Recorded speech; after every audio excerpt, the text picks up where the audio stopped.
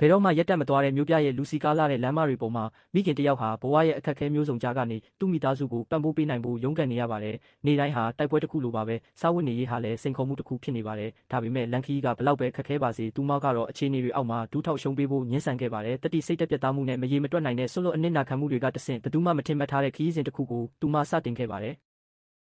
အားလုံးပဲမင်္ဂလာပါ K8 ပရိခတ်မှကြိုဆိုပါရစေဒီနေ့ရဲ့ရုပ်ရှင်အချင်းချုပ်မှာတော့မိခင်တယောက်ရဲ့ကြံ့ကြံ့ခံနိုင်စွမ်းနဲ့ငြိမ်သက်တဲ့ခွန်အားတွေကိုအခြေခံပြီးဖြစ်ရမှန်မှုကင်းတစ်ခုအဖြစ်ရိုက်ကူးထားတဲ့The Down Point ခွင်းဆိုတဲ့ဇာတ်ကားကိုတင်ဆက်ပေးသွားမှာဖြစ်ပါတယ်ဇလန်းကတော့1986ခုနှစ်ကနေစတင်ပါတယ်ဂျင်ဟီလို့အမည်ရတဲ့အလက်ပိုင်းရွယ်မျိုးသမီးတယောက်ဟာတရုတ်နိုင်ငံချင်းတောင်ကဝေးလံပြီးတိတ်ဆိတ်တဲ့ကြေးရွာလေးတစ်ခုမှာသူမရဲ့အမေညီမပြီးတော့သမီးငယ်နှစ်ယောက်နဲ့အတူနေထိုင်ပါတယ်။သူမရဲ့ခင်မွန်းကတော့ချမ်းသာဆိုတဲ့မြို့ကြီးမှာအဝေးမှာနေထိုင်ပါတယ်။သူကမိဘတွေသဘောမတူတဲ့ကြားကဂျင်ဟီကိုလက်ထပ်ခဲ့တာမို့လို့ဒီနှစ်တွေတစ်လျှောက်လုံးဂျင်ဟီဟာအမေအိမ်မှာပဲသားသမီးတွေကိုပြုစုပြောင်းထောင်ရင်းခင်မွန်းဖြစ်သူကိုစောင့်ဆိုင်နေခဲ့ရတာပါ။ဒါပေမဲ့အခုတော့နောက်ဆုံးမှာသတင်းစကားရောက်လာခဲ့ပါပြီ။သူမရဲ့ခင်မွန်းဟာထိုင်းနိုင်ငံမှာအခြေချတော့မှာဖြစ်ပြီးသူတို့ကိုပါလိုက်လာဖို့လှမ်းခေါ်ခဲ့ပါတယ်။ဒါကြောင့်သူတို့မထွက်ခွာခင်ညနေခင်းမှာမိသားစုတွေနောက်ဆုံးအကြိမ်ဖြစ်စုံစည်းကြပါတယ်။သူတို့တွေအမေဖြစ်သူအကြိုက်ဆုံးဟင်းဖြစ်တဲ့ဖတ်ထုတ်တွေကိုအတူတူလုပ်ကြပါတယ်။အမေဖြစ်သူကမေတ္တာနဲ့ဂရုစိုက်မှုအပြည့်နဲ့လုပ်ပေးပေမဲ့ဂျင်ဟီလုပ်တဲ့ဖတ်ထုတ်တွေကပိုပြီးအရသာရှိတယ်ဆိုတာကိုအားလုံးကလက်ခံကြပါတယ်။မထွက်ခွာခင်မှာဒေါ်လေးဖြစ်သူကဟောင်ကောင်မှာနေထိုင်တဲ့ဂျင်လို့ခေါ်တဲ့ဝမ်ကွဲညီမရဲ့ဖုန်းနံပါတ်လေးကိုသူမလက်ထဲတိုးတိုးလေးထည့်ပေးလိုက်ပါတယ်။အကူအညီလိုအပ်လာရင်သူ့စီဆက်သွယ်လိုက်ပါလို့ဒေါ်လေးကပြောပါတယ်နောက်တနေ့မနက်မှာတော့ဂျင်ဟီဟာသမီးတွေကိုခေါ်ပြီးချန်စာမြို့ကိုထွက်ခွာခဲ့ပါတယ်ဘူတာယုံမှာခင်မွန်းဖြစ်သူဟန်ဂျိုကစောင့်နေတယ်လို့ရောက်ခမဖြစ်သူလည်းရှိနေပါတယ်ရောက်ခမဖြစ်သူပြောလိုက်တဲ့စကားကဂျင်ဟီရဲ့ကဘာကြီးကိုရိုက်ချိုးလိုက်တယ်လို့ပါပဲလွန်ခဲ့တဲ့နှစ်အနည်းငယ်ကသူ့သားကိုထိုင်းနိုင်ငံကချမ်းသာတဲ့မိသားစုတစ်ခုနဲ့လက်ထပ်ပေးခဲ့ပြီးပြီလို့ဆိုပါတယ်အခုသူကထိုင်းမှာသူ့ဇနီးအသေးရဲ့လုပ်ငန်းတွေကိုကူညီစီမံပေးနေတာပါသူတို့ကအိမ်အကူတယောက်လိုအပ်နေတာမို့လို့ညီတို့လိုက်ချင်ရင်အိမ်ပေါ်ဖြစ်လိုက်သွားလို့ရတယ်လို့ပြောလိုက်ပါတယ်ဂျင်ဟီတကိုယ်လုံးစွန့်သွားပါတယ်သူမဟာဒီဒုတိယအိမ်တော်အကြောင်းကိုဘာမှမသိခဲ့ပါဘူးသူမနဲ့သမီးတွေဟာအတူတူဘဝတစ်ခုကိုတကယ်တည်ဆောက်ရတော့မယ်လို့အခိုင်အမာယုံကြည်ခဲ့တာပါဒါပေမဲ့အခုတော့အဲ့ဒီအိမ်မက်ဟာစကားတခွန်းနဲ့တင်ပျောက်ကွယ်သွားခဲ့ပါပြီအဲ့ဒီညနေမှာဟန်ဂျိုကသူတို့ကိုဖွံ့ဖြိုးမှုမရှိသေးတဲ့မြို့ပြရဲ့တင်းငယ်ပြီးဗလာချင်းနေတဲ့အခန်းလေးတစ်ခုစီခေါ်သွားပါတယ်သူကဂျင်ဟီကိုဖတ်ထုတ်လုပ်ပေးဖို့တောင်းဆိုပါတယ်သူမလည်းအားလုံးအတွက်တိတ်တဆိတ်နဲ့တီတီငိမ့်ငိမ့်ပဲလုပ်ပေးလိုက်ပါတယ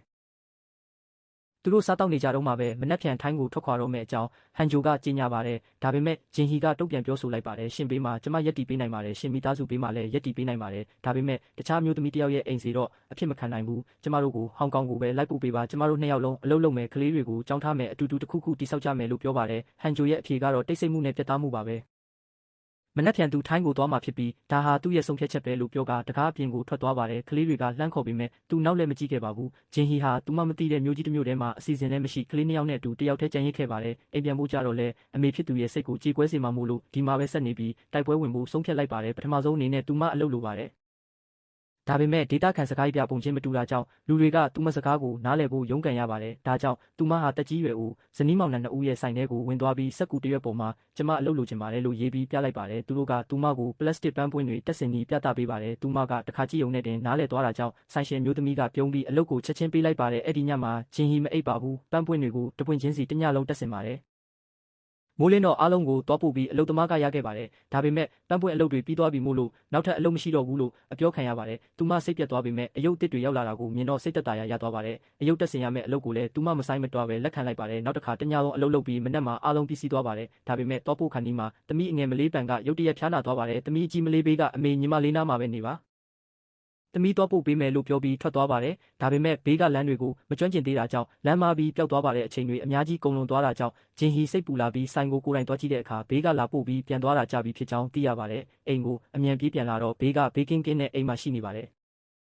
အစကစိတ်ပူရာကနေဒေါသဖြစ်ပြီးဂျင်ဟီကအော်ငေါက်လိုက်ပေမဲ့သမီးအငယ်မလေးကအမမဘေးကလမ်းပြောက်ပြီးလဲကျလို့ဒဏ်ရာရလာတာလို့ပြောပြတဲ့အခါမှာတော့ဒေါသတွေအကြီးပြောသွားပြီးသမီးဖြစ်သူကိုဖက်ကအားပေးနှစ်သိမ့်လိုက်ပါတယ်မကြခင်မှာပဲဆိုင်ရှင်လင်မယားကအရေးကြီးသတင်းလာပြောပါတယ်ရဲတွေကစာရွက်စာတမ်းစစ်ဆေးနေတယ်လို့ဆိုပါတယ်ဂျင်ဟီရဲ့စာရွက်စာတမ်းတွေကိုကြည့်လိုက်တဲ့အခါနေထိုင်ခွင့်တက်တန်းကုန်ဆုံးနေပြီဖြစ်တာကြောင့်ဒီမှာဆက်နေလို့မရတော့ပဲဟောင်ကောင်ကိုချက်ချင်းထွက်ခွာရပါတော့မယ်ဂျင်ဟီဟာဒေါ်လေးပေးလိုက်တဲ့ဖုန်းနံပါတ်ကိုတတိယပြီးဝမ်ကွဲညီမဂျင်စီကိုဖုန်းဆက်ပါတယ်ပြီးတော့အဝတ်စားတွေကိုအမြန်ထုတ်ပိုးပြီးထွက်ပြေးကြပါတယ်အဖိုးနဲ့အဖွားကသူတို့ကိုရေကူးစိတ်ကလှေတစင်းစီတိတ်တဆိတ်လိုက်ပို့ပေးပါတယ်ဂျင်ဟီနဲ့သမီးတွေဟာဒီကျင်နာတတ်တဲ့သစိမ်းတွေကိုနှုတ်ဆက်ပြီးမရေရတဲ့မနှက်ဖြန်တွေရှိရာဟောင်ကောင်မြို့စီကိုထွက်ခွာခဲ့ကြပါတယ်ထိုခေတ်ကဟောင်ကောင်ဟာပတ်ဝန်းကျင်မြို့တွေထက်ပိုမိုဖွံ့ဖြိုးတာကြောင့်လူတွေဟာဘဝတစ်အတွက်တရားမဝင်လာရောက်ကြတာများပါတယ်ဒါကြောင့်အလုတ်ကန်ရှားပါပြီးနေထိုင်မှုပုံစံတွေကကြက်ညက်ပြီးခက်ခဲလာပါတယ်ဂျင်ဟီရဲ့စာရွက်စာတမ်းတွေကိုကူညီဖြည့်ရှင်းပေးပြီးလူတွေအများကြီးစုပြုံနေထိုင်တဲ့အိမ်ကြီးတအိမ်စီခေါ်လာပါတယ်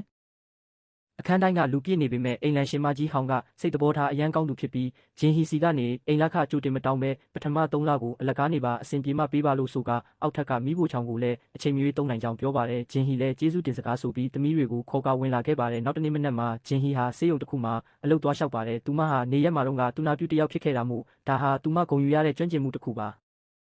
ဒါပေမဲ့စီးမြင့်အစ်စ်တွေအရပြင်ပကလာသူတွေကိုအစိုးရဝန်ထမ်းအဖြစ်ခန့်အပ်ခြင်းမရှိတော့ကြောင်းညှင်းပယ်ခံရပါတယ်။သူမလက်မလျှော့ပဲတအိမ်တက်ဆင်းအလုပ်လိုက်ရှာရင်းစားတောက်ဆိုင်လေးတစ်ခုရဲ့အပြင်ကအလုပ်ခေါ်စာကိုတွေ့သွားပါတယ်။မန်နေဂျာကိုရှာပြီးကျမတမ်းပါပါတယ်ဘာမဆိုလုပ်နိုင်ပါတယ်လို့ပြောတဲ့အခါနောက်ဖေးကပကံဆေးတဲ့အလုပ်ကိုချက်ချင်းရရှိခဲ့ပါတယ်။ဒါပေမဲ့မိဖို့ချောင်ထဲဝင်လိုက်တဲ့အခါညစ်ပတ်ပေရေးမှုနဲ့အနံ့အသက်တွေကြောင့်ခေါင်းထဲမူးဝေသွားပါတယ်။သူမကိုတည်ငြိမ်အောင်လုပ်ပြီးပကံမစေးခင်မိဖို့ချောင်တစ်ခုလုံးကိုအပေါ်ကနေအောက်ထိပြောင်းဆင်းအောင်အရင်ဆုံးတန့်ရှင်းရေးလုပ်လိုက်ပါတယ်။အဲ့ဒီညနေအိမ်ပြန်ရောက်တော့သမီးကြီးမလေးကိုအမေအလုပ်ရပြီးမနက်တိုင်း6နာရီထွက်ရမယ်ညီမလေးကိုကြောင်းအမိလိုက်ပို့ပေးပါလို့မှာကြားပါတယ်။သမီး2ယောက်လုံးကိုကြောင်းအနှံပေးနိုင်ခဲ့တာကတင်သူမအတွက်အောင်ပွဲတစ်ခုလိုပါပဲ။အိမ်လန်ရှင်မကြီးဟောင်ကဒီသတင်းကောင်းကိုကြားတော့ဂျင်ကိုပါခေါ်ပြီးအောင်ပွဲခံကြပါတယ်။ဂျင်ကဝမ်းသာပေမဲ့လက်တွေ့ကြကြစဉ်းစားပေးပါတယ်ပကံစီးတဲ့လစာလေးနဲ့တင်အိမ်လခစားစေးနဲ့ကလေး2ယောက်အတွက်မလောက်ငနိုင်တာကြောင့်သူမရဲ့အလုပ်ရှင်ဇနီးတွေကစီးကြိုယောဂရှိလို့မနက်တိုင်းအင်ဆူလင်ထိုးပေးဖို့လိုအပ်နေကြောင်းဂျင်ဟီကတူနာပြူတယောက်ဖြစ်တာကြောင့်အဲ့ဒီအလုပ်ကိုပါတွဲလုပ်ရင်အပိုဝင်ငွေရနိုင်ကြောင်းအကြံပြုပါတယ်ဂျင်ဟီကလည်းမဆိုင်မတွပဲသဘောတူလိုက်ပါတယ်ဒီလိုနဲ့သူမရဲ့နေ့ရက်တွေကိုတိတ်တဆိတ်နဲ့မနာမနေပြန်လည်တိစောက်ခဲ့ပါတယ်မနက်တိုင်း4နာရီမှထပြီးအိမ်လန်ရှင်မကြီးဟောင်ရဲ့ဖျားစင်ရှိမှဆူတောင်းပါတယ်ပြီးရင်အင်ဆူလင်သွားထိုးပေးပြီးစားတောက်ဆိုင်မှာလက်တွေနာကျင်ကြိုက်ခဲတဲ့အထိပကံတွေဝင်စေးရပါတယ်တနေ့မနက်အစောကြီးအပြင်ထွက်ခါနီလမ်းကြားထဲမှာလူတစ်ယောက်နဲ့တိုက်မိပြီးထိုလူကသူမကိုရိုင်းဆိုင်ဆဲဆိုငေါက်ပါတယ်အဲ့ဒီအချိန်မှာအနီးအနားအခန်းကနေအဝတ်လျှော်တဲ့အဖိုးကြီးတစ်ယောက်ကမိအိမ်လေးကိုဖွင့်ပြီးသူမအတွက်လမ်းပြပေးလိုက်ပါတယ်ဂျင်ဟီကကျေးဇူးတင်စွာနဲ့ခေါင်းငုံပြီးအယိုးအသေးပေးခဲ့ပါတယ်ပထမဆုံးလစားရတဲ့အခါဂျင်ဟီဟာပတ်စံတစိတ်တစ်ပိုင်းကိုနေရက်ကအမေနဲ့ညီမစီပြန်ပို့ပေးပါတယ်သူမသာပတ်စံမပို့ရင်သူတို့မှစားစည်းမရှိပါဘူးဒါပေမဲ့အိမ်ပြန်ပို့လိုက်တာကြောင့်အိမ်လခကိုအပြည့်မပေးနိုင်တော့ပဲဟောင်စီကိုအာနာနာနဲ့တွားပြောတဲ့အခါဟောင်ကအဆင်ပြေမှနည်းနည်းချင်းစီပေးပါလို့ပြုံးပြီးပြောပါတယ်ဒီလိုသစိမ်းတွေကြားကကျင်နာမှုတွေကြောင့်ဂျင်ဟီဟာနှွေးထွေးမှုကိုပြန်လည်ခံစားရပါတယ်အိမ်မှာနေထိုင်တဲ့တခြားမော်ဒယ်လောင်းမိန်းကလေး2ယောက်ကလည်းဂျင်ဟီရဲ့သမီးတွေကိုချစ်ကြပါတယ်ဒါပေမဲ့အိမ်မှာရှိတဲ့လူတစ်ယောက်ကတော့စိတ်ပုတ်ပြီးအလုံးမလုံးပဲမိမရှာကျွေးတာကိုထိုင်စားတဲ့လူပါသူကဂျင်ဟီတို့ကိုအမြဲမျက်စိစပါးမွေးထွက်နေပါတယ်တနေ့မှာသမီးအငယ်မလေးပန်ကအဲ့ဒီလူနဲ့လမ်းမှာတိုက်မိလို့အဲ့ဒီလူကကလေးကိုအော်ငေါက်ပြီးဂျင်ဟီတို့ကိုပါရိုင်းဆိုင်စော်ကားပြောဆိုပါတယ်ဂျင်ဟီကလည်းပြန်လဲပြောဆိုပြီးရန်ဖြစ်ကြရာကနေဟောင်ကဝင်ဖြန့်ဖြစ်ပေးပြီးထိုလူကိုနောက်ဆုံးတတိပေးချက်ပေးလိုက်ပါတယ်ဂျင်ဟီကသမီးတွေကိုခေါ်ပြီးလေကောင်းလေတန်းရအောင်ခေါင်းမိုးထက်ကိုတက်လာခဲ့ပါတယ်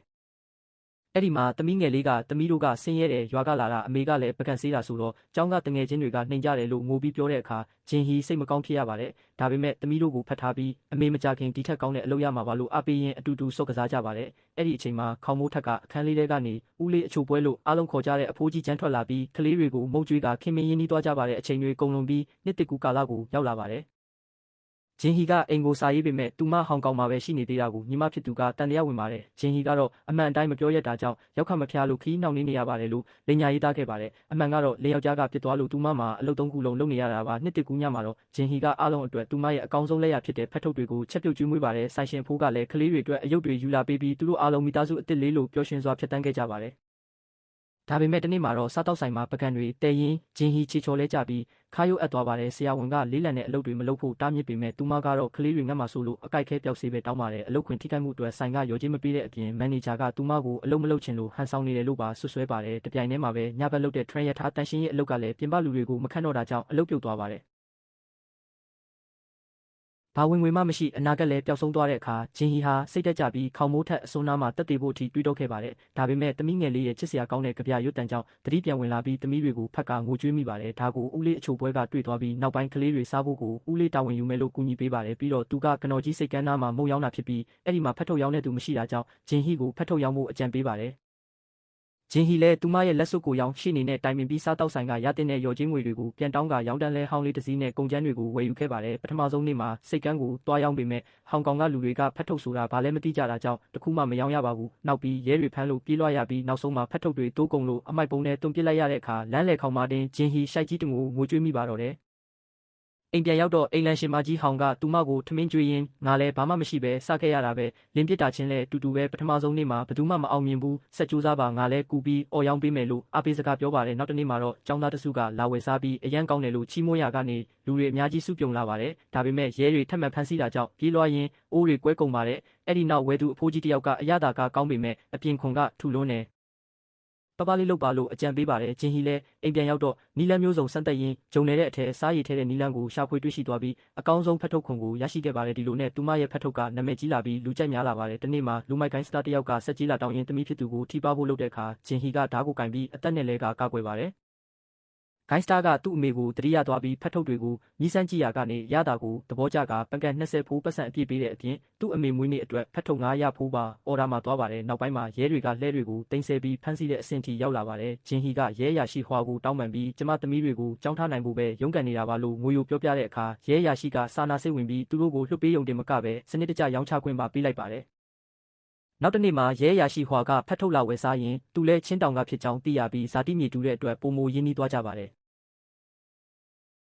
နှစ်ကုန်လွန်သွားတဲ့အခါစိတ်ကန်းတက်တန်းကုန်သွားလို့ဂျင်ဟီဟာကစားကွင်းသားမှာဆိုင်ငတ်အစ်စ်တစ်ခုဖွင့်လှစ်နိုင်ခဲ့ပါတယ်လူတွေတန်းစီပြီးဝယ်ကြရပါတယ်အဲ့ဒီထဲမှာဂျပန်လူမျိုးတစ်ယောက်လည်းပုံမှန်ဖောက်တွေဖြစ်လာပါတယ်ရဲရရှိဟွာကလည်းကလေးတွေကိုတကူတော်ကျွေးမွေးဆောက်ရှောက်နေရသူဖြစ်ပြီးဂျင်ဟီနဲ့အတူတူကလေးတွေကိုရေကူးတင်တဲ့အတူထားကြပါတယ်နှစ်အနည်းငယ်အကြာမှာဂျင်ဟီကသမီးတွေကိုခေါ်ပြီးနေရက်ကအမေစီသွားလဲပါတယ်